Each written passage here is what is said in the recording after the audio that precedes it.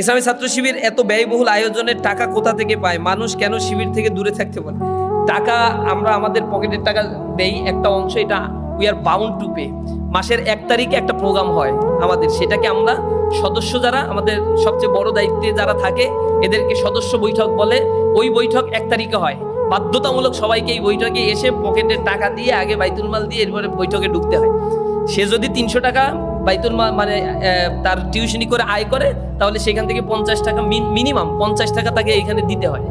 এরপরে আমাদের নিচের স্তরে আছে, সেকেন্ড ক্যাটাগরিতে আছে অ্যাসোসিয়েট বলি আমরা, সাথী লেভেলটা বলি।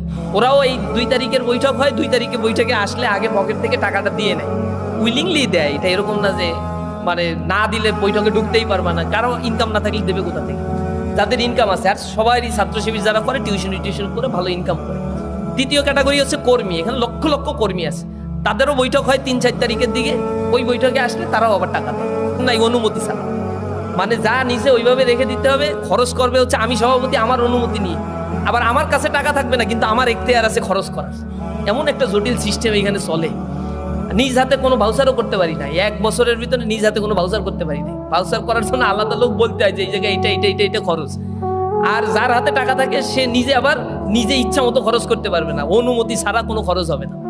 এভাবে স্ট্রিক্টলি বাইতুল মাল আমরা মেনটেন করি, একেবারে ইউনিট পর্যায় পর্যন্ত। লক্ষ লক্ষ ইউনিট, লক্ষের কাছাকাছি ইউনিট আছে আমাদের। ইউনিট পর্যায় পর্যন্ত এটা স্ট্রিক্টলি মেনটেন করা হয়। অর্থনৈতিক এই স্বচ্ছতা আমরা বলি আমানতদারিতা।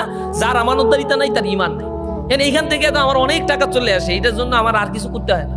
এরপরে এই 48 বছর ধরে ইসলামী ছাত্র শিবির যাদেরকে বিদায় দিছে, এই বিদায়ের সংখ্যাটা কম করে হলেও তো কোটির উপরে হবে। আরে যা আমরা হিসাব কিতাব করে বিদায় দেই যে শিবির করছে, এরকম কোটির কাছাকাছি তো হওয়ার কথা আমাদের হিসাব। এই কোটি মানুষ যদি ইচ্ছা করে, সবাই তো প্রফেশনাল, ব্যবসা বাণিজ্য চাকরি বাকরি দেশে বিদেশে আছে। ইসলামী ছাত্র শিবির যারা করে, আল্লাহ তাদেরকে দেখছি অভাবে রাখে না। আল্লাহ ভালো রিজিকের ব্যবস্থা করে, হালাল রিজিকের ব্যবস্থা করে, সবাই স্বাবলম্বী হয়। কারণ সংগঠন করার কারণে ম্যানেজমেন্ট ক্যাপাসিটি তার এই পর্যায়ে নিয়ে চলে যাওয়া হয়। তো তারা তো অনেক টাকা এবং উইলিংলি এই টাকাগুলো মাসের শুরুতে যে দিয়ে আসে আমাদের কাছে। এগুলো জমা টমা করে যে টাকা পয়সা হয় তা তো খরচ করতে হবে। এগুলো তো আর জমা করে ব্যাংক ব্যালেন্স করার স্কোপ নাই, কারণ মাস শেষে আবার বিএম এর হিসাবও দিতে হয়। এমন হিসাবে যদি এমন হয় আয় এত ব্যয় এত, দেখা গেল যে আয় অনেক বেশি ব্যয় কম, তখন আবার সবাই ধরে যে এত টাকা দিয়ে আপনি করবেন কি? এবার প্রোগ্রাম নেন, কি কি প্রোগ্রাম করবেন আর খরচ করবেন কি কি বলেন? এটা হয় কম, হয় বেশি হচ্ছে যে প্রোগ্রাম করতে হবে, এখন টাকা তো নাই, চলেন কালেকশন করি, ভাইদের কাছে যাই, ফোন দেই। এভাবে করে আমাদের সংগঠনটা চলতে থাকে।